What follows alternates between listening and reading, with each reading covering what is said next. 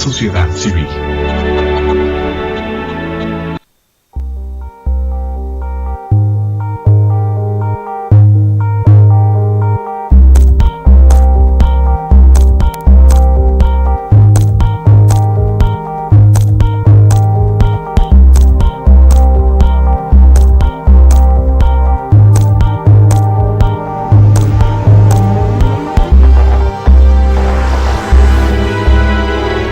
Canal Patrio, voz e imagen de la sociedad civil.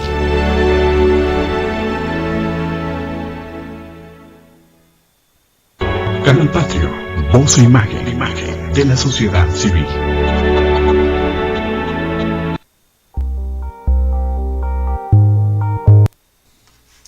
Hola, ¿qué tal? Buenas tardes. Soy Jesús Zapata en su programa Gestión Social.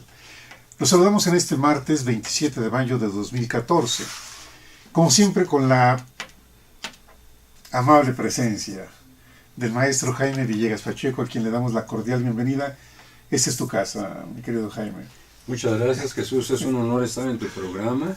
Más honor para nosotros que nos compartas tus conocimientos, tu experiencia y sobre todo la pasión que tú tienes por este tema, que es la educación interactiva. Pues espero que a tu auditorio, que me imagino que es muy amplio, le interese este tema, porque creo que nos concierne en alguna medida a todos. Claro. Y sobre todo que el día de hoy has preparado un tema muy puntual.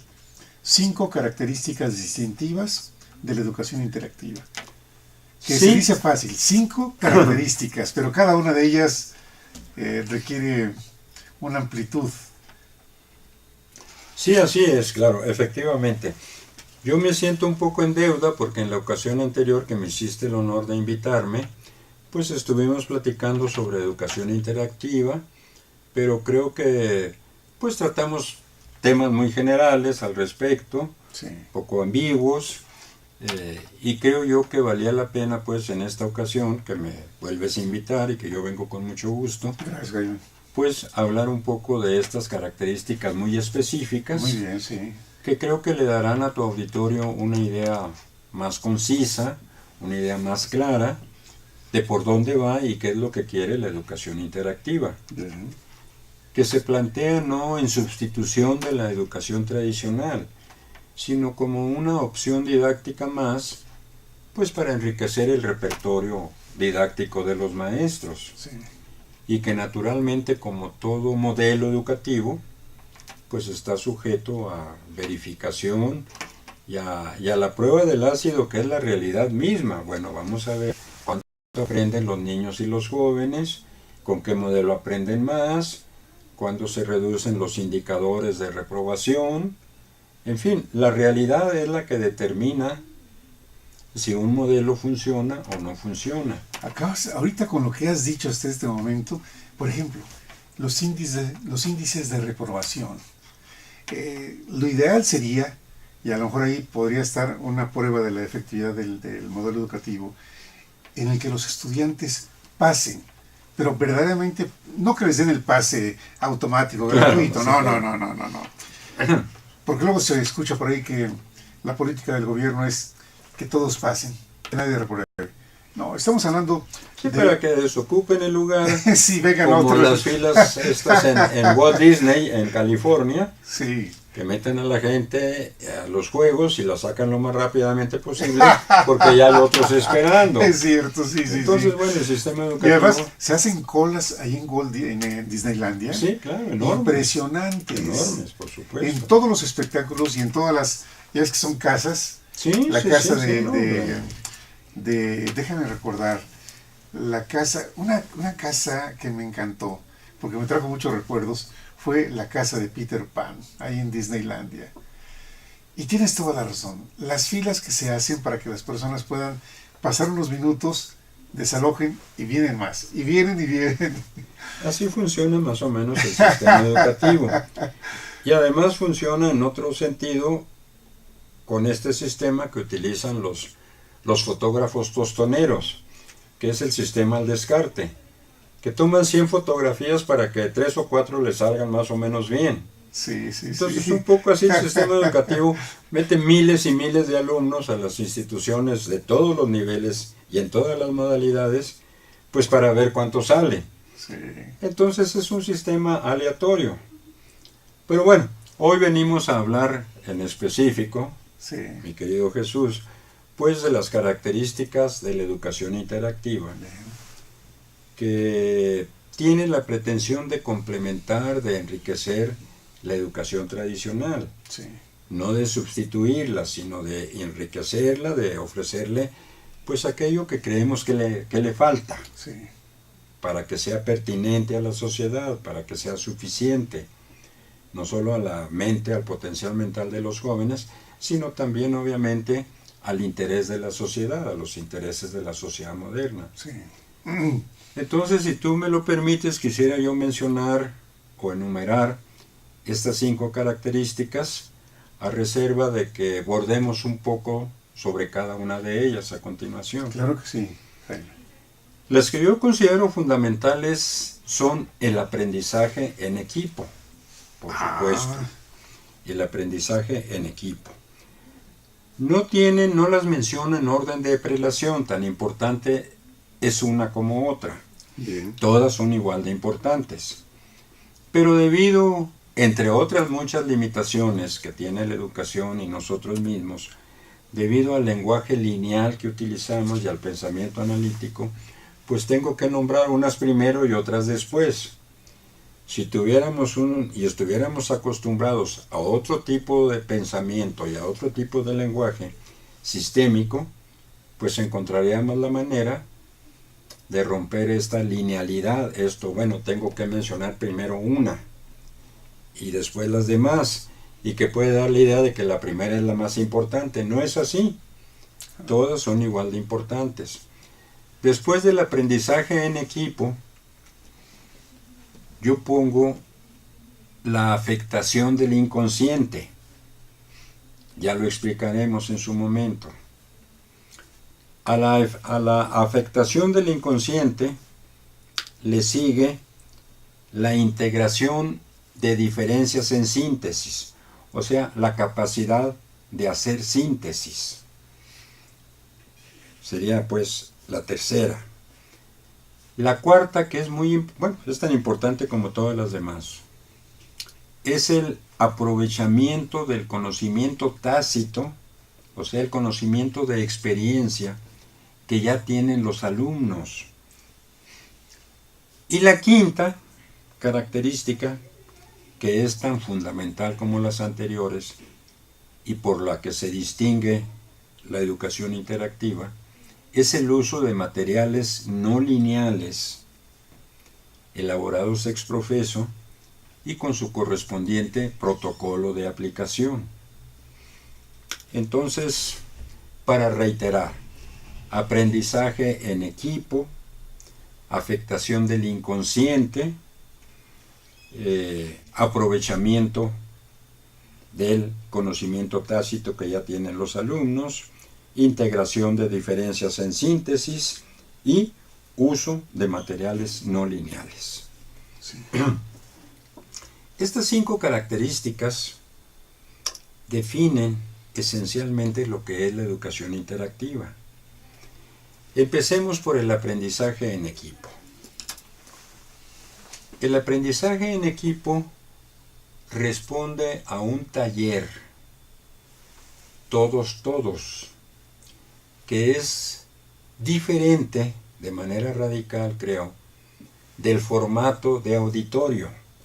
El formato de auditorio, como su nombre lo indica, es para que un conferencista muy especial, al que sí vale la pena escuchar, tenga frente a sí a un gran número de personas, de oyentes. Por eso se llama auditorio, porque la gente va a escuchar.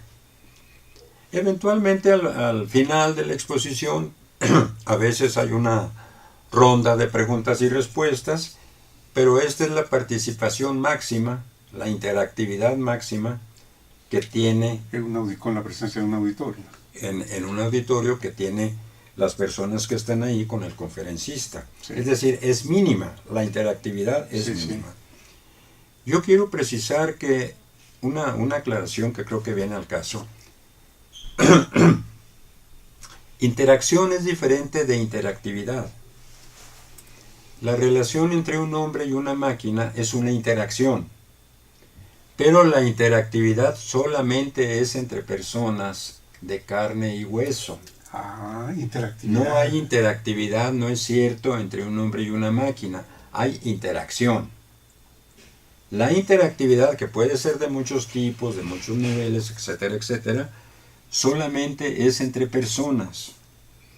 Entonces, cuando estamos hablando de educación interactiva, estamos hablando fundamentalmente de una educación de interactividad, donde están vivas muchas relaciones entre las personas. Pero el aprendizaje en equipo es, además de esto, una oportunidad para quienes forman el equipo, una oportunidad de conocer el modo de pensar de los demás, es decir, tiene comunicación horizontal. La educación interactiva, que sería quizás otra característica, pero no esencial. Hay comunicación horizontal entre los alumnos. La educación tradicional elimina esto, y creo que es más grave aún en la primaria. Por el método de que el maestro es el que proyecta un conocimiento, los alumnos escuchan Y repiten y repiten. con el menor grado de desviación posible, si quieren obtener buenas calificaciones, Sí. que les quitaron el adjetivo, calificaciones memorísticas.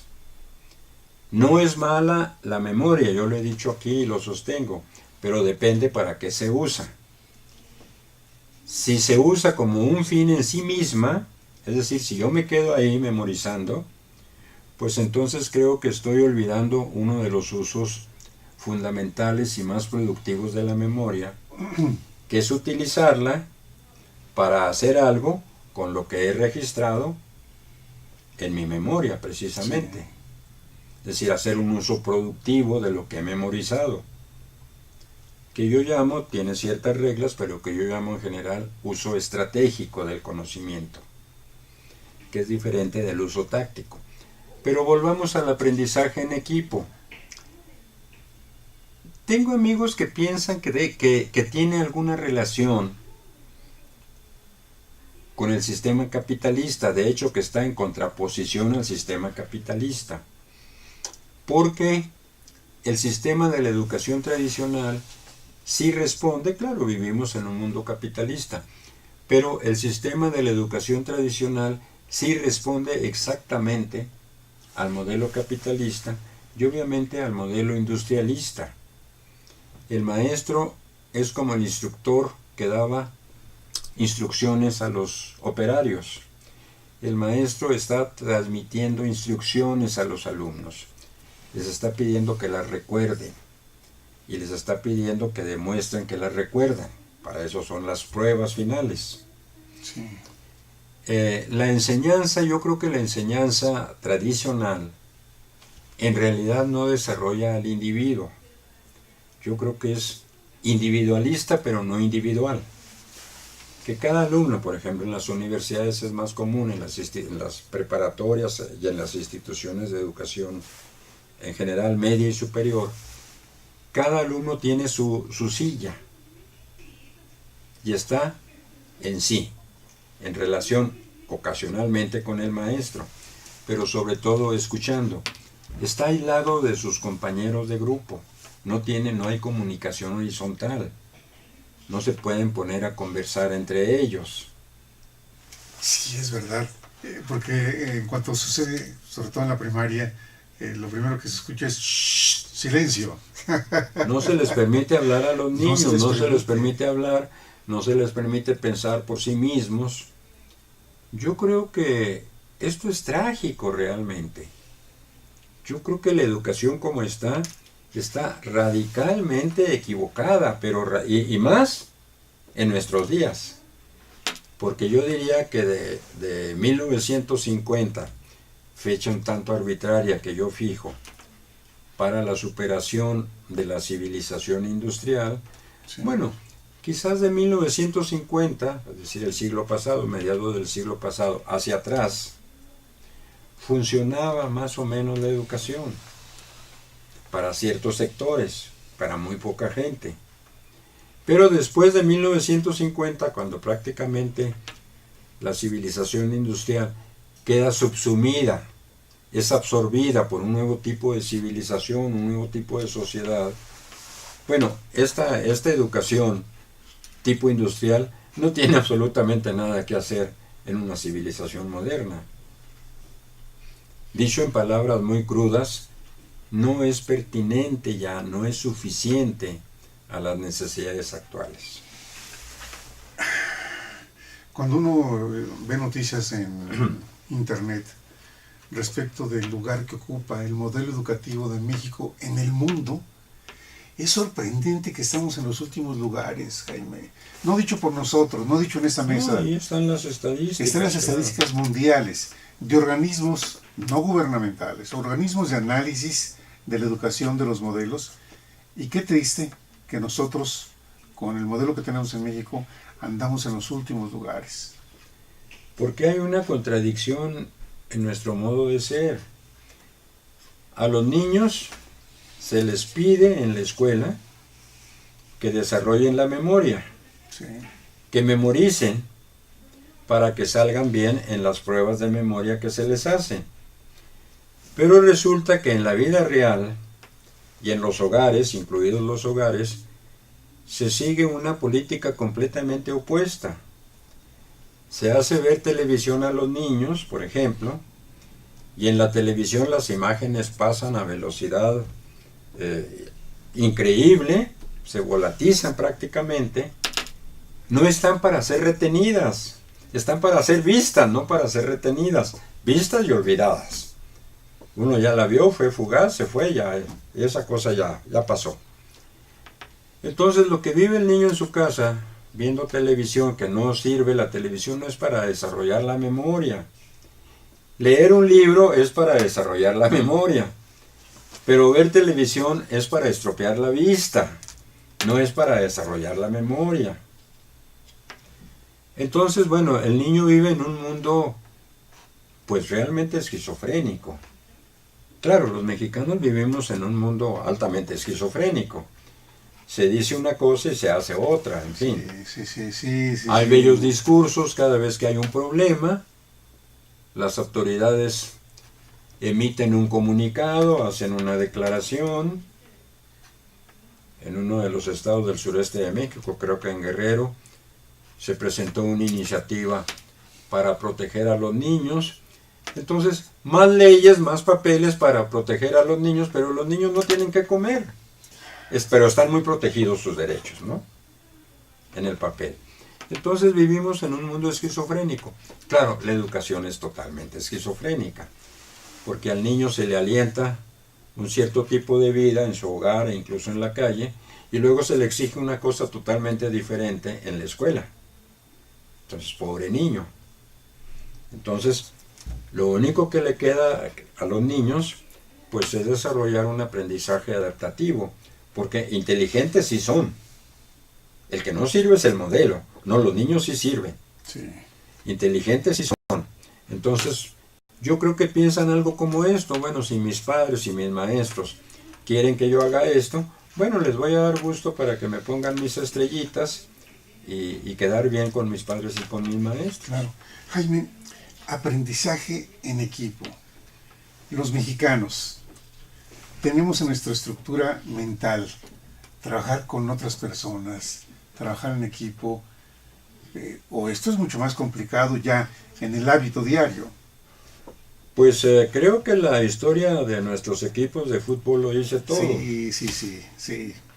De Creo hecho, hay un libro por ahí, bueno, es de un autor extranjero, pero no está de más leer las cosas que escriben los extranjeros sobre nosotros de vez en cuando. Se llama Vecinos Distantes, y donde comenta precisamente que los mexicanos somos muy buenos, bueno, los que son, yo no, para los deportes individuales.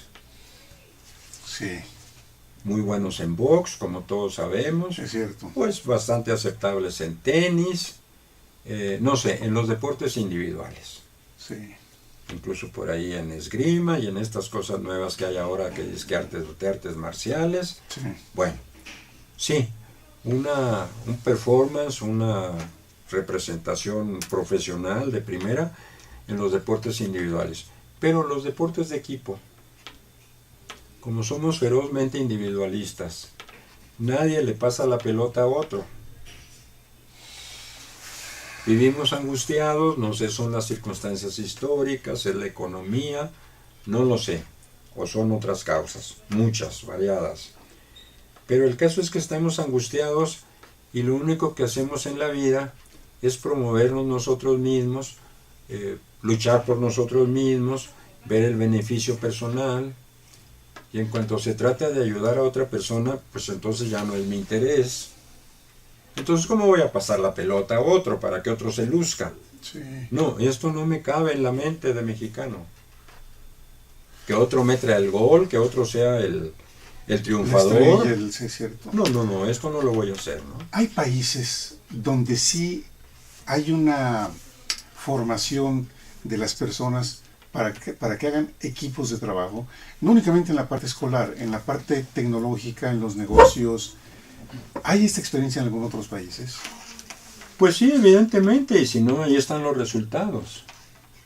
Ahí están los resultados de los países escandinavos, por ejemplo, que con poblaciones muy pequeñas. Claro, tienen otra historia, también hay que ser justos, son mucho más antiguos que nosotros. Quizás sea una justificación para nosotros, bueno, denos 500 años más y a lo mejor lo hacemos mucho mejor, pudiera ser. Pero sí hay países obviamente más organizados, que son capaces de trabajar en equipo. Lo cual no quiere decir que no haya excepciones en México. Pero son excepciones. Por ahí hay los Topos, por ahí hay, no sé, algún otro equipo, en fin. Sí, pero son excepciones. Normalmente los mexicanos estamos en una lucha de todos contra todos. Yo no soy sociólogo, no soy antropólogo, pero la sensación que tengo es esa. Sí, es. De que el señor con el que me cruzo en la calle es un enemigo potencial. No lo conozco, no lo voy a volver a ver nunca en la vida, pero lo concibo como un enemigo potencial. Cualquier otra persona que no sea yo es un enemigo potencial. Es increíble y es totalmente diferente a la historia de Estados Unidos, donde no se pelearon entre ellos quienes hicieron el movimiento de independencia. Y es increíble nuestra historia, donde don Miguel Hidalgo y el otro gran héroe de la independencia. ¿Morelos? No, de independencia. A ver, Allende. Y don Ignacio Allende tenían disputas. Cuando, bueno, aquí un momento, vamos a ponernos de acuerdo, ahorita lo que interesa es la lucha de independencia, claro. Tenemos que ganarla, sí. Ya después nos pelearemos. Me parece que los mexicanos carecemos de lógica, porque sí veo que se hacen muchas cosas al revés. Una de las cosas que se hacen al revés, y bastante mal hechas, por cierto, es la organización de la educación nacional. Le van a dar miles de vueltas, dentro de 100 años van a estar exactamente igual, ¿eh? Ven solo las contingencias. Claro, su mentalidad analítica a lo mejor no les permite ver la complejidad del asunto. Ven solo las contingencias, creen que el problema de la educación consiste en tener más escuelas, en que tengan drenaje, en que tengan agua. Claro que son problemas, nadie dice que no. Y lo deseable sería pues que todas las escuelas estuvieran bien. Claro. Pero, ¿y lo que sucede dentro del salón de clase? Porque es lo que nos está arrojando resultados terribles. Sí. Ahora, ¿qué pasa con los países que sí tienen dentro de su historia el poder formar la mentalidad de equipo de equipos de trabajo? Hay diferencias. ¿Por qué algunos países pueden desarrollar, por ejemplo, Nokia, finlandés, un excelente aparato telefónico? Este aparatito es el más modesto de Nokia. Sin embargo, la tecnología de Nokia es una tecnología muy avanzada, muy avanzada. Sí, claro. Seguramente el equipo de trabajo de Nokia es una muestra, pero la mentalidad es distinta en el caso de los finlandeses. Yo creo que la mentalidad es distinta, su idiosincrasia es distinta. De hecho, se dice un poco en serio, un poco en broma, que no tienen idiosincrasia. No, sí la tienen, desde luego, como cualquier otro pueblo. La tenemos nosotros. Pero tenemos este formato que yo mencionaba de auditorio. Incluso las campañas políticas son de auditorio. Han predominado, creo, a lo largo de la historia, por lo menos del siglo XX para acá, ha predominado el formato de auditorio.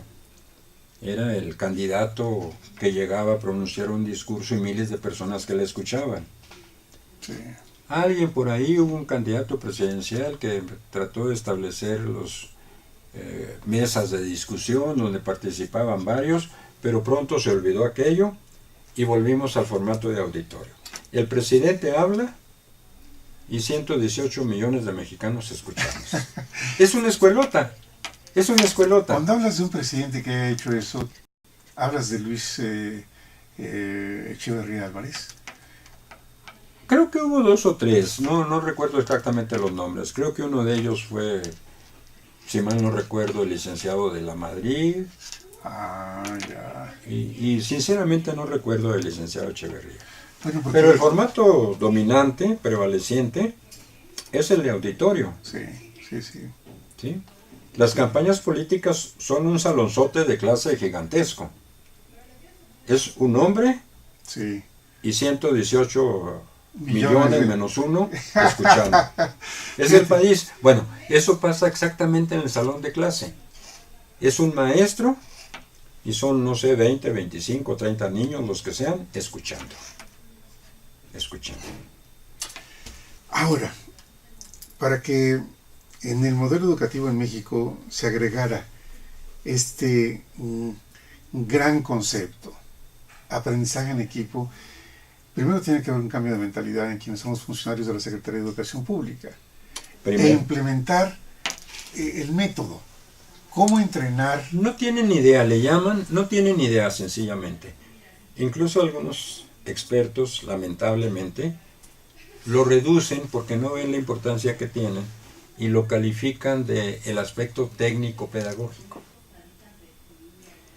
Yo creo que sí es un aspecto técnico-pedagógico, pero lo que pasa es que no conciben que el aspecto técnico-pedagógico que está actualmente se pueda cambiar, o se puede enriquecer, o se pueda actualizar. Pero además, ¿por qué usar palabras tan complicadas? ¿Por qué no usar Porque es lo palabras sencillas? Porque es lo que aprenden en las escuelas de pedagogía, es lo que aprenden. Porque tienen un solo modelo en la cabeza. E incluso en otros países tan avanzados como Estados Unidos, nunca le hicieron caso tampoco, ha tenido grandes teóricos de la educación y obviamente no les han hecho caso. Tuvieron a John Dewey, tuvieron a Kilpatrick, tuvieron a Brunner, han tenido varios, obviamente no les hacen caso. Eventualmente alguna institución, alguna universidad, algún maestro les hace caso. Y entonces, bueno, están ahí como una rareza. Sí. Un amigo mío dice, yo no quiero creer eso, ¿no? Pero un amigo mío dice que lo que pasa es que el 99% de la humanidad es tonta. Entonces, que esta gente va a seguir hablando y va a seguir, como decían acerca de Jesús, hablando en el desierto, ¿no? Predicando en el desierto, ¿no? Entonces, el aprendizaje en equipo, perdón. ¿Por qué siendo... Tú aquí lo dijiste, un día se me quedó muy grabado. Dice, dijiste, yo quisiera ver en la bandera 2 palabras, pensar y hacer. Uh-huh, claro. Se me quedó grabadísimo ese mensaje tuyo, Jaime. Aquí, volviendo otra vez al aprendizaje en equipo. ¿Por qué razón? Vamos, algo que resulta lógico. Aprendamos a trabajar en equipo. Por supuesto. Ya sean 2, 10, 20, el número de personas que sean. Los niños son muy moldeables. Sí, claro, y muy inteligentes. Y si logras inducir, motivar a los niños a que trabajen en equipo. Tú pusiste el ejemplo de 4. Aquí lo has dicho. Puedes empezar con 2, porque va la información de ida y de vuelta. Pero se puede agregar otro. Y entonces va creciendo Claro. el número de intercambios. Y son 4 más. Porque esto que se puede hacer en la práctica, ¿por qué nos cuesta tanto trabajo? Porque habría, tú lo dijiste también, porque habría que cambiar de mentalidad. De hecho, uno de los grandes tratadistas todavía vive, afortunadamente, Edgar Morin, señaló en una frase lapidaria el problema. Dijo algo así como: la transformación de la educación pasa necesariamente por la transformación del pensamiento, de la manera de pensar. Si no cambia la manera de pensar, no va a cambiar la educación. Sí, sí, sí. No importa cuántos arreglitos le hagan, no va a cambiar y no va a funcionar. Me llevaste a recordar a Nayeli Santiago Díaz, ¿recuerdas? Sí, una Actuaria. compañera que estuvo aquí, actuaria, una muchacha brillante, sí. Sobre este modelo que ellos tienen en el Colegio Internacional de Líderes, precisamente de trabajo en equipo. Los muchachos trabajan en equipo y es impresionante los resultados, porque se les permite el poder hablar y expresarse, y lo hacen abiertamente. El otro día estuve por ahí de visita con ellos, ahí en Obrero Mundial número 490, en el 4º piso, ahí a un lado de Plaza Delta, y escuché, no entré al salón, pero escuché a Nayeli en un intercambio con los muchachos líderes que me sorprendió, de veras que me sorprendió, porque los muchachos tienen puntos de vista muy importantes. Por supuesto, claro. Y hay un guía que es el Y es su profesor. mundo, y va a ser su mundo. Sí, Tienen derecho incluso a equivocarse, pero la escuela no permite, no concede el derecho a equivocarse. Porque los maestros creen que saben, creen que son los que saben. Y allí hay un problema incluso psiquiátrico ahí fuerte que yo no quiero mencionar, ¿no? bueno. Vamos a un segundo punto de las características distintivas de la educación interactiva. Mencionaste la afectación del inconsciente. Sí. Bueno, fíjate que incluso sobre el aprendizaje en equipo, pues quedaría mucho por decir. Sí, sí, sí, sí. Sí, estamos en Kansas, número 125, entre 125 entre Indiana y Dakota. ¿Sí? Ajá. Entonces te decía, incluso sobre el aprendizaje en equipo, pues habría mucho más que decir. Tan importante es el tema. Tan importante es el tema, porque, por ejemplo, el mobiliario de las escuelas está diseñado normalmente para la educación individualista, no individual,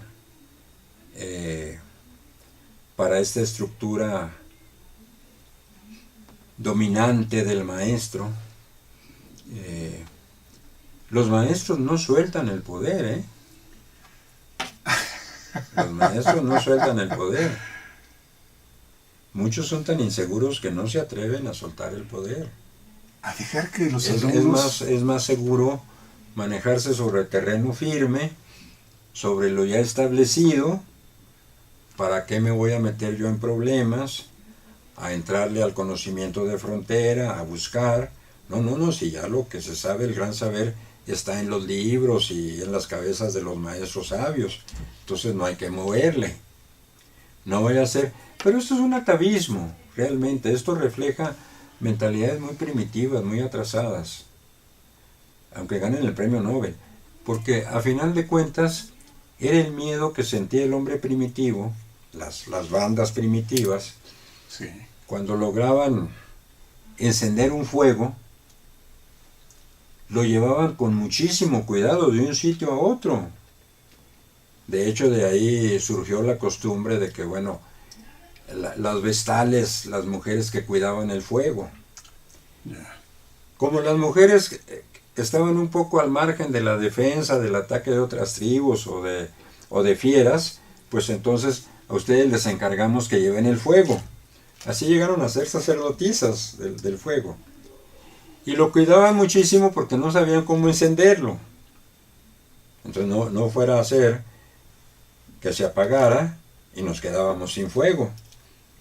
Entonces, todas las instituciones educativas del mundo, no importa cuántas medallas se autocuelguen, me dan un poco esa impresión, como de que tienen miedo que el fuego se apague. No vaya a ser que se apague, Sí, y entonces no sabíamos qué hacer. Volvemos otra vez a la mentalidad del profesor, pero que viene con una mentalidad desde atrás del modelo educativo. Sí, que es pésimo, por decirlo menos. No es que sea malo, vamos, es que es pésimo. Y es pésimo en el sentido de que es insuficiente, porque mucha gente cree que cuando digo eso digo que está equivocado. No. En lo que hace está bien. En el cultivo de la memoria más o menos, independientemente de que Sí. Varía mucho esto. Está bien, lo que pasa es que es insuficiente, le faltan cosas. Lo que tú has dicho aquí, la memorización no es mala, No, de ninguna pero manera. es mejor cuando se comprende lo que se memoriza. Y cuando, Y ya. y cuando se hace algo. Porque si no se hace algo con ello, tampoco sirve para nada. Acuérdate de esa segunda palabra, hacer. Sí. Si no quiero comprenderlo para llegar a ser sabio, no. Si no hago algo con lo que comprende, no valió 3 cacahuates. No. Ya. No, las torres de marfil en las universidades y eso, no. No, hay que hacer algo con él. El conocimiento es para hacer algo con él, no es para guardarlo. Ni para comprenderlo, no, nada de eso, no, en mi opinión, nada de eso. No. Ya lo comprendiste, ahora tienes que hacer algo con él.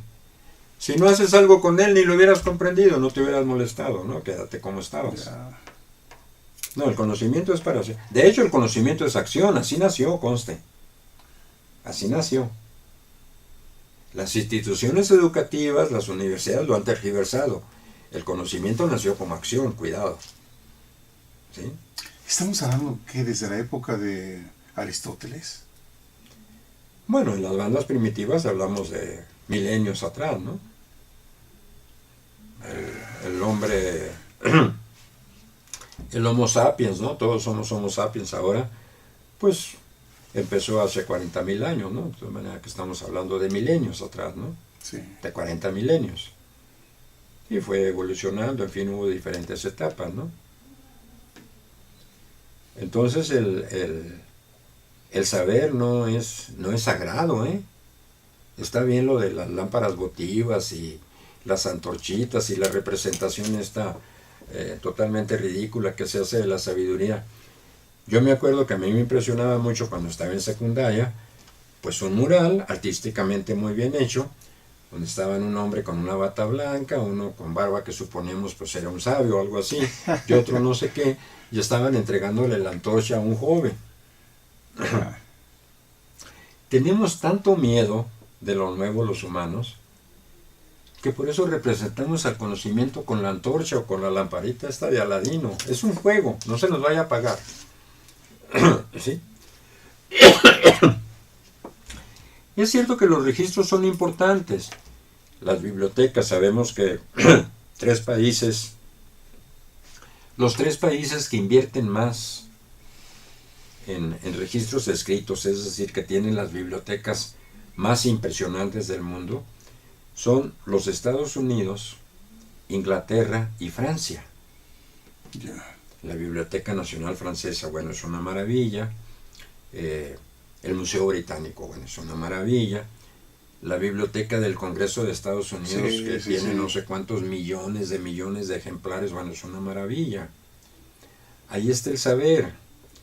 Sí, pero no está para guardarlo, ¿eh? Está para hacer algo con él. ¿Sí?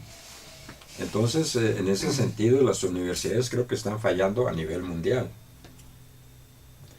Sobre todo porque habría que justificar, bueno, los especialistas de campo hacen bien en dedicarse a cultivar su campo. Pero como dijo un maestro mío, No quiero mencionar su nombre porque honro mucho su memoria, pero fue un maestro muy importante en la Facultad de Filosofía y Letras de la UNAM. Dijo una vez, los universitarios tienen que enseñar, pero no saben cómo enseñarlo. Y los normalistas saben cómo enseñar, pero no tienen nada que enseñar. Buen juego de palabras y de realidades. Entonces el aprendizaje en equipo, como tú señalabas, sí significa un cambio de mentalidad. Para empezar, sustituir esas sillas individuales por mesitas que acomoden 3 o 4 sillas.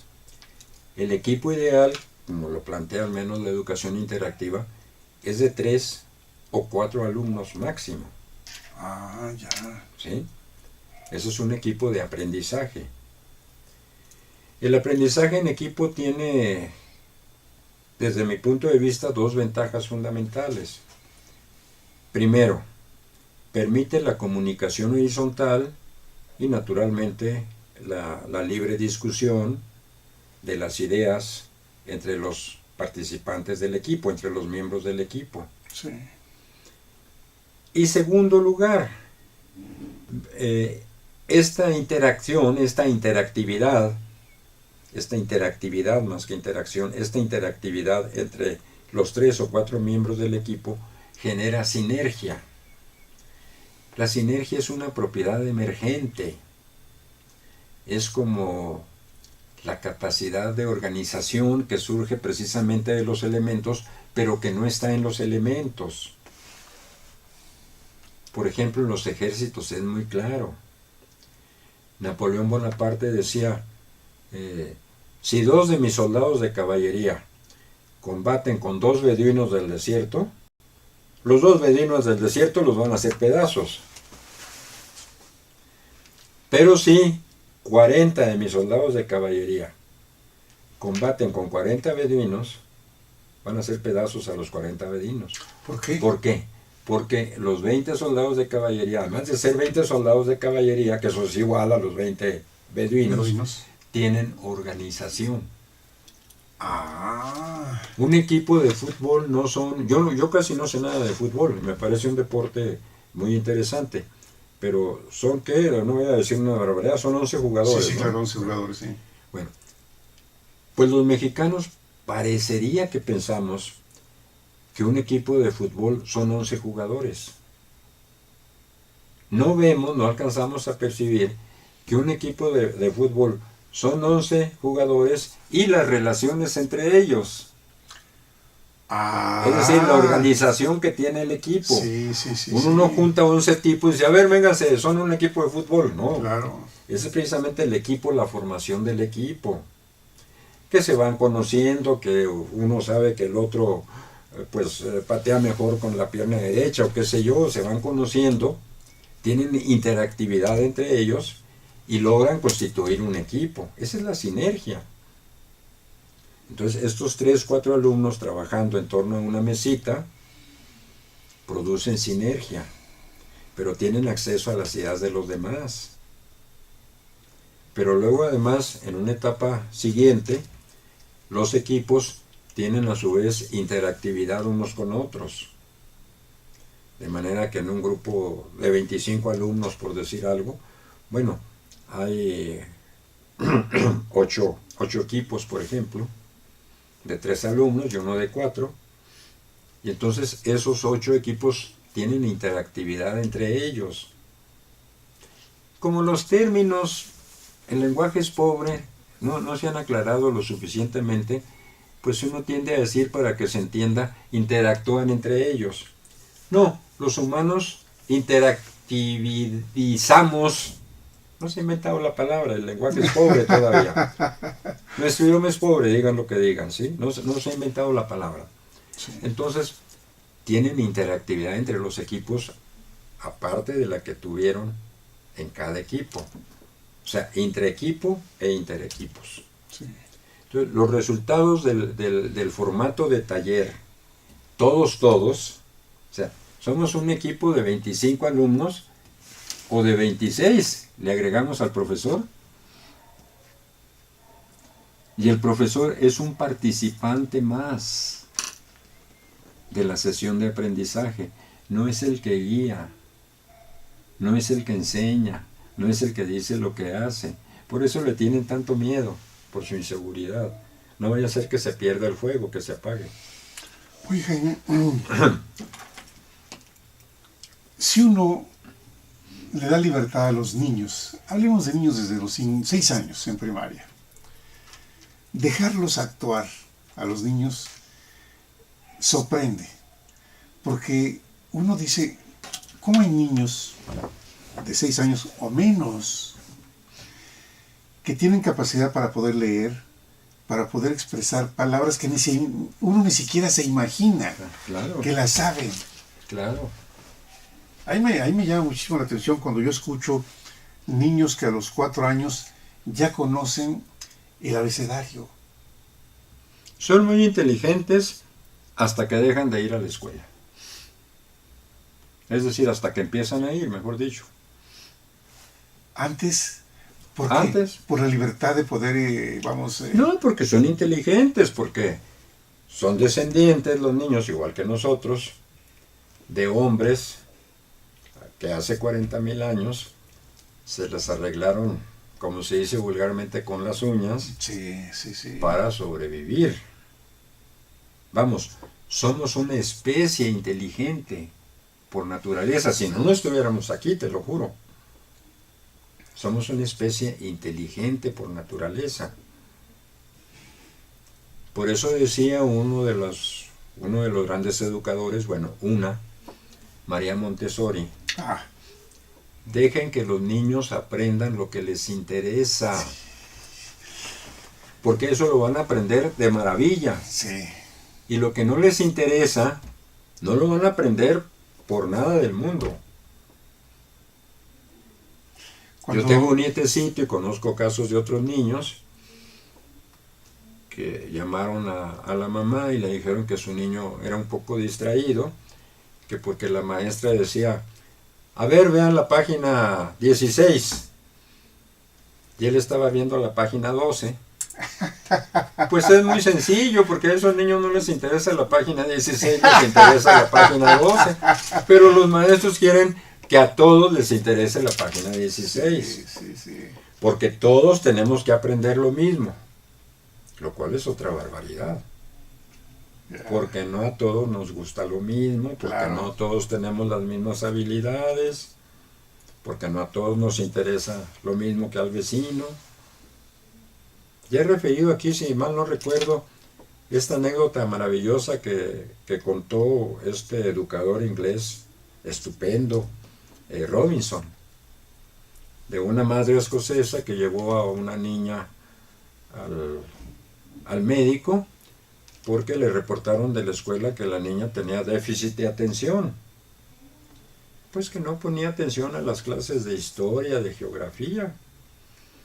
Y entonces la mamá, muy preocupada, la llevó al médico. Afortunadamente era un médico muy inteligente. Entonces le dice, muy bien señora, tengo que hablar con usted en privado, que su hija nos espere aquí, pero al salir enciende la radio, o el radio como dicen los locutores. Y entonces, ya estando en la otra habitación, le dice la señora, oiga, ¿y qué pasa con mi hija? Le dice, mire, asomémonos para ver qué está haciendo. Entreabre la puerta, se asoman, y la niña está bailando con la música que salía de la radio. Y el médico le dice, esta anécdota la cuenta, y además es un conferencista, además de muy inteligente, muy simpático, la cuenta Robinson. Y el médico le dice, señora, su hija no tiene déficit de atención, su hija es una bailarina, punto. Y lo demostró. La señora es la directora de musicales en Nueva York y dio esta coreografía sensacional que creo ahora está en México, de Cats. Claro, meses, sí. Su hija es una bailarina, señora. No le interesa estudiar poesía eslava del siglo XIII, ¿no? Pero la escuela estandariza. ¿Por qué estandariza la escuela? Porque es un invento de la civilización industrial. Por eso estandariza. Porque así como producían a escala de mérito, ¿no? Con máquinas, la famosa revolución industrial inglesa, pues ellos inventaron la escuela, esta universal, estandarizada. Porque necesitaban que todos aprendieran a mal leer, a mal escribir, a contar, pues para que más o menos pudieran leer las instrucciones de las máquinas. Sí. Eso es lo que se entiende por educación universal, que todo el mundo aprenda a leer y escribir. Cuando aquí, en uno de los programas, yo te preguntaba, ¿cómo lograr ser más efectivo, más eficiente el modelo? Y tú me dijiste, hay que preguntarle al que está al frente del grupo. A los al maestros, maestro. pero por supuesto, porque por allá andan la Secretaría de Educación haciendo foros y no sé qué cosa, con puros funcionarios que no saben absolutamente nada de educación. Y entonces discursos, comisiones, programas, y no van a salir de lo mismo, porque no tienen la más remota idea del problema de la educación. Sí. Y yo te lo comentaba aquí después en otro programa, que el día que fui a recoger a mi nieto Víctor Antonio de 6 años de edad, le pregunté a Miss Yuri, su maestra, le dije, ¿qué hace usted en el salón para que, sin salirse de las normas del modelo educativo, el aprendizaje sea más atractivo para sus alumnos? Y me dijo lo que tú acabas de decir. Dice, mire, como hay una parte lúdica de juegos, yo los dejo que jueguen lo que ellos quieren. Claro. Fíjate, Claro. tan sencillo como Sí, claro. esta niña bailarina. Sí. Es que su niña no tiene déficit de... Lo que quiere es bailar, Lo no quiere que quiere aprender es bailar. geografía, ni historia, ni nada, lo que quiere es bailar. Sí. Si hiciéramos caso de eso, Jaime, podríamos descubrir los verdaderos talentos de los niños. A ver, ¿cómo que esta niña baila tan bien? Sí, es un talento. Vamos a apoyarle en eso. Claro, vamos a apoyarle en eso. Pero la escuela funciona al revés, pero todavía la andan defendiendo, ¿no? Pero la escuela funciona al revés, porque tienen estos famosos programas remediales, o como se llamen en español, en fin, creo que es lo mismo, ¿no? Donde se trata de igualar a todos los alumnos. Entonces llaman a los padres y le dicen, no, pues su hijo está muy bien en geografía, se saca puros 10, le gusta mucho esta cosa de la geografía, pero anda muy mal en escritura y en matemáticas. Entonces necesita tomar cursos de esos. Sí.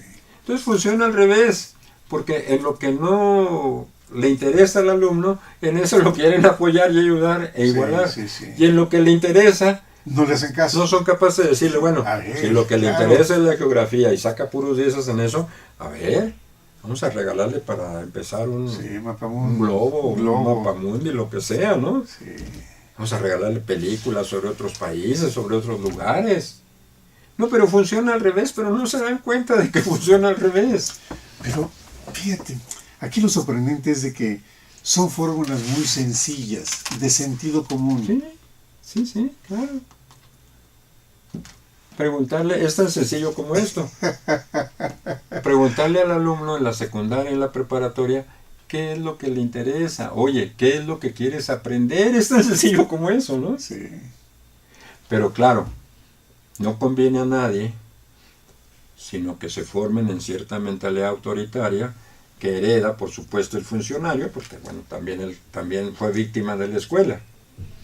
Entonces el funcionario, sea el nivel que sea, es incapaz de llegar y preguntar a los campesinos de X lugar, a ver, ¿qué es lo que les interesa a ustedes? ¿Qué es lo que quieren? No, pues que queremos una carretera, o no queremos carretera, queremos más bien que bloqueen o destruyan las que hay, ¿no? Porque acá nos cae la plaga, ¿no? De todos lados, bueno. No, llegan a decirle qué es lo que le van a hacer, qué es lo que necesitan. Entonces está de risa loca, es verdaderamente esquizofrénico. Sí. Es cierto. Podemos mencionar casos del campo que están fuera de todo contexto. Porque la gente del campo tiene un concepto de las cosas diferente.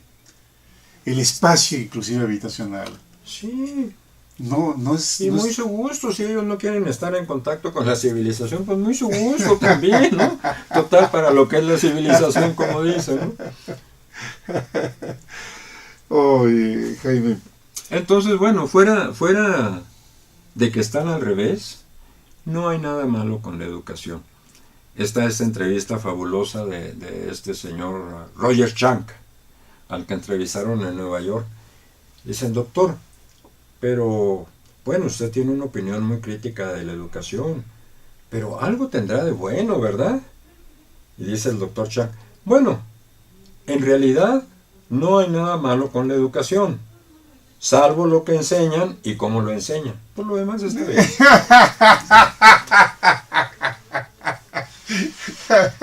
Y hay gente que anda recordando, pues es su experiencia particular y muy satisfactoria, pero ese no es el problema de la educación.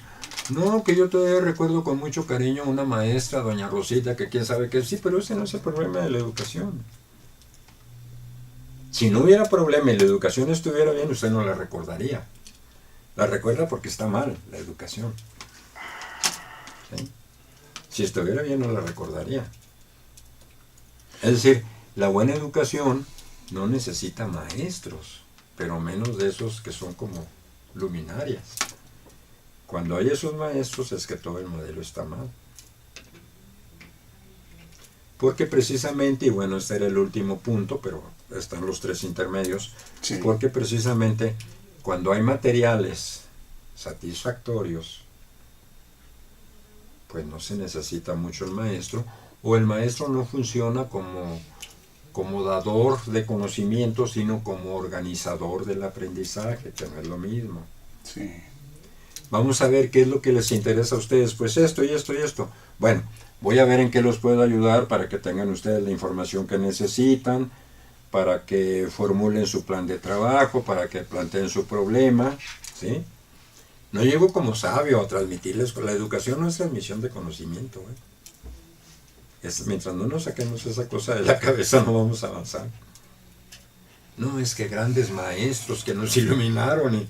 No, pues, si recordamos eso es que el modelo está mal, Si tuvimos así grandes maestros que quién sabe qué, que nunca los olvidaré, es que el modelo está mal, Curiosamente son los indicadores de que el modelo está mal. Cuando hay muy buenos maestros, unos cuantos, ese es el mejor indicador de que el modelo está mal. Jaime, Y no hemos salido del primer punto, del aprendizaje en equipo. exactamente, es lo que te iba a decir. Mira, hablas de 5 principios, de 5 características distintivas de la educación interactiva. Y como tú dices, vamos en el primero. Vamos en el primero. Aprendizaje en equipo. Pero qué importante es esto. Si lográramos que desde preescolar los niños tuvieran esta libertad de poderse reunir con los amiguitos que quieren, porque ellos naturalmente hacen equipos. Por supuesto. Naturalmente. Por supuesto. Mira, ese día que te digo que fui por mi... En la universidad forman grupos y subgrupos, pero claro, pues unos se caen bien y se juntan y otros Así no, bueno, es. se van por otro lado. Es cierto. Claro. Pero la universidad entonces los atomiza. Ya no es el grupito de Rosita, ¿no? Que tiene 3 amiguitas ahí, ya no es esto. No, los atomiza, ¿no? Y les pone su número y entonces son 25 individuos. Es decir, destruye los equipos. Destruye los equipos. Sí, no hay nada malo con la educación, excepto que está al revés, Jesús. Por lo demás. Es decir, que no tienen sentido, sencillamente no tienen noción de lo que están haciendo. Es así de sencillo.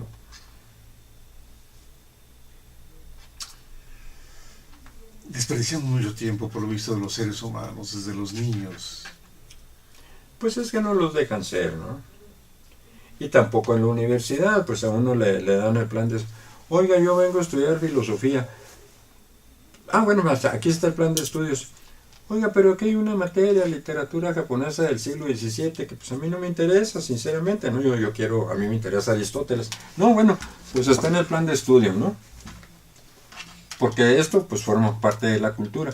No, pero la cultura pues es harina de otro costal. Las universidades no son para dar cultura, ¿verdad? Yo quiero que me enseñen Aristóteles, porque es lo que me interesa, por ejemplo, ¿no? Sí. La cultura, pues yo decidiré si por mi cuenta voy al teatro o no voy, o voy a conciertos, sí, la universidad no está.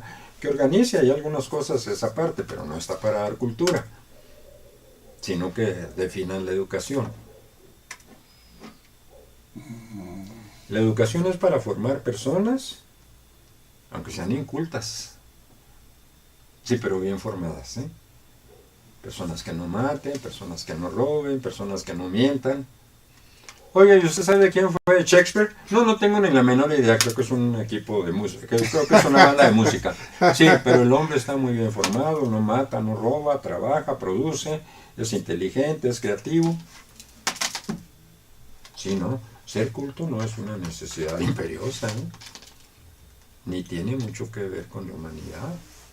Pues es un lujo, ¿no? Bueno, a mí me gusta mucho el teatro, bueno, yo voy al teatro. O me gusta mucho leer, bueno, leo una novela cada semana, pero eso es mi asunto particular, ¿no? Sí. No la educación. La educación tiene que formar. Y en lo poco que yo sé, tiene que formar intelectualmente.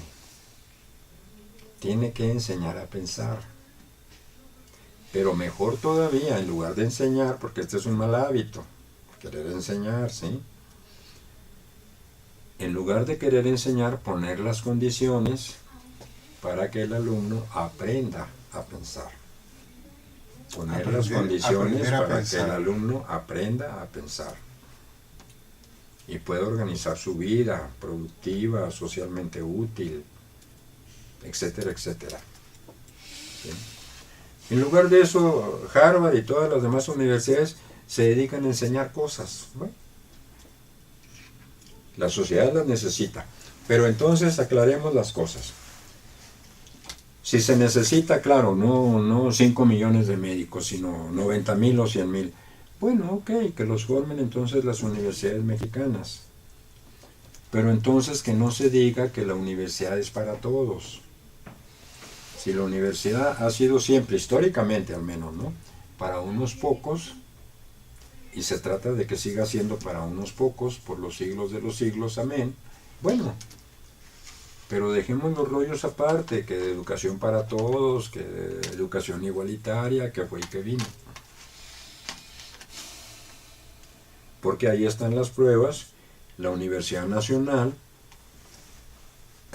admite 100,000 alumnos al examen feroz de admisión, Sí. y acepta 10,000, y de los 10,000 que acepta, reprueba 5,000. Así es. Y anda presumiendo. Ahí le va otra. La Universidad de Stanford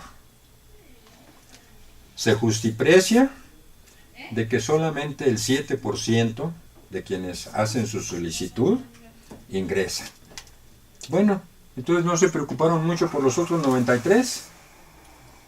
¿Los otros qué? ¿Se las arreglan por sí mismos o qué?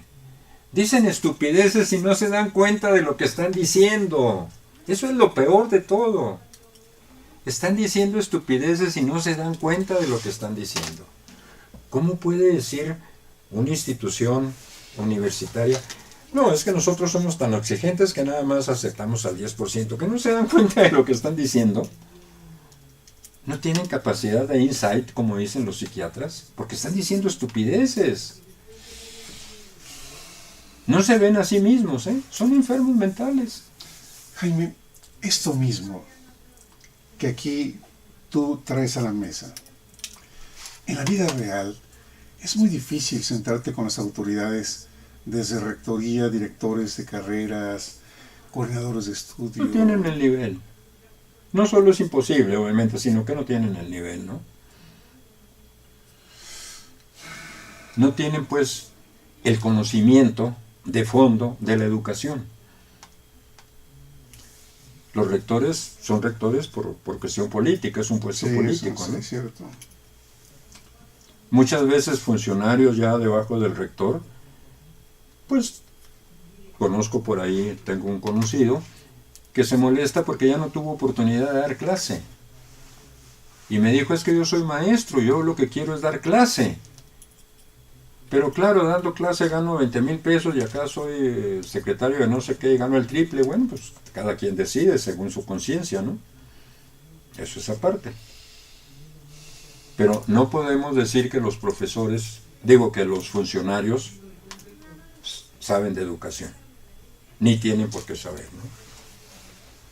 Si no se pregunta a los maestros, Claro. bueno. Isabel, 5 minutos. Tenemos 5 minutos. Pues quedaron, desafortunadamente o afortunadamente, no lo sé, quedaron No, 4 características. Afortunadamente, porque esto habla de la importancia, y tú lo dijiste desde el principio, todos los puntos son igual de importantes. Cada característica es importante. Y esto nos viene a demostrar que no son temas para decirlo en poquitas palabras. No, para nada. Necesitamos profundizar en cada uno de ellos, en cada concepto, cada idea. Y la otra cuestión, que es la parte más difícil, hacer. Porque no está en nuestras manos. Vamos, las decisiones de la Secretaría de Educación Pública No, las o de las decisiones no. universidades autónomas están en otros niveles. Así es. A nivel del rector, de los consejos universitarios, en fin. Sí, eso es obvio. Pero bueno, no tienen la capacidad, ¿no? Ahora, hay que empezar por algo y tú lo haces, afortunadamente. No, tú lo haces porque tú eres el que me invitas al programa, ¿no? Pero tú eres el que tiene las ideas. Yo te hago la invitación, pero tú tienes el conocimiento, la experiencia y proyecta las cosas. Con temas que cada tema es una llamada de atención muy fuerte, muy fuerte, Jaime. Sí lo es.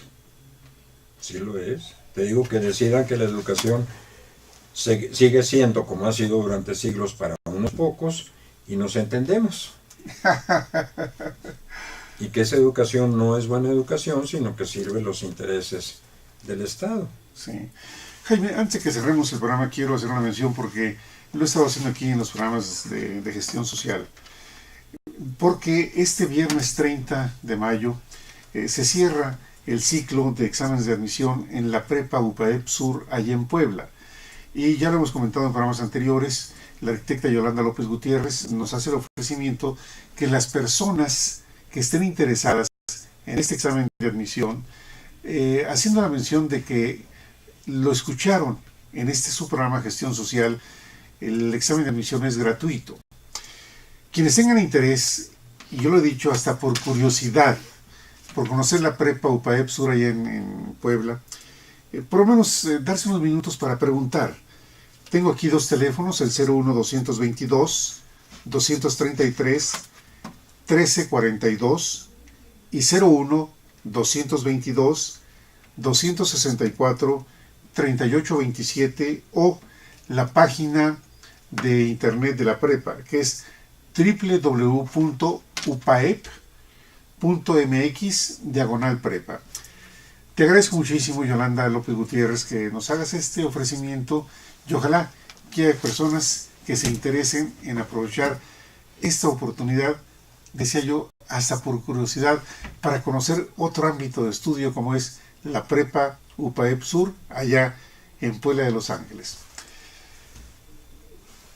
¿Con qué quieres cerrar este programa? Pues agradecerte en primer lugar tu muy gentil invitación y en segundo, bueno, pues continuar invitando a los maestros interesados en el tema, Sí. que son los que creo que pueden aportar algo importante a la cuestión. Muy bien. Si para el siguiente programa, porque vamos a continuar con estos puntos. Te agradezco. Hoy fue el primero, Hoy fue el primero. pero quedan todavía 4 Así es. características. Y seguramente por la experiencia del día de hoy, cada programa va a estar destinado a una característica, dada la importancia de cada tema. Si entre tus colegas, amigos, maestros, profesores, hubiera quien venga con nosotros a enriquecer este intercambio, sabes que son bienvenidos. Muchas Los invitados gracias. que tú hagas son bienvenidos a este programa, Jaime. Gracias. Sí, cómo no. Lo tenemos en mente, Jesús. Gracias, Jaime. Isabel, muchas gracias. Hemos llegado al final. Les pido que no se vayan porque ya vi que llegó el ingeniero Alberto Licón Anaya. Tenemos otro programa más, la segunda presentación del día de hoy. Así que Regreso con ustedes después de un breve intermedio. Jaime, Oye, Jesús, muchísimas gracias, como siempre. Como siempre. Gracias. Ya sabes que nos apasiona el tema. Sí, regreso con ustedes.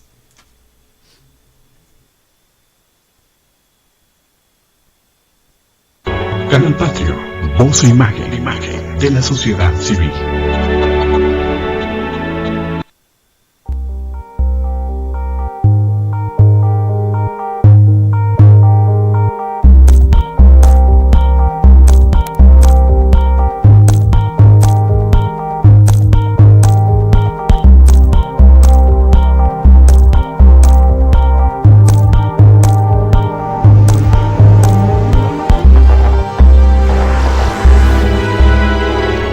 Canal Patrio, voz e imagen de la sociedad civil.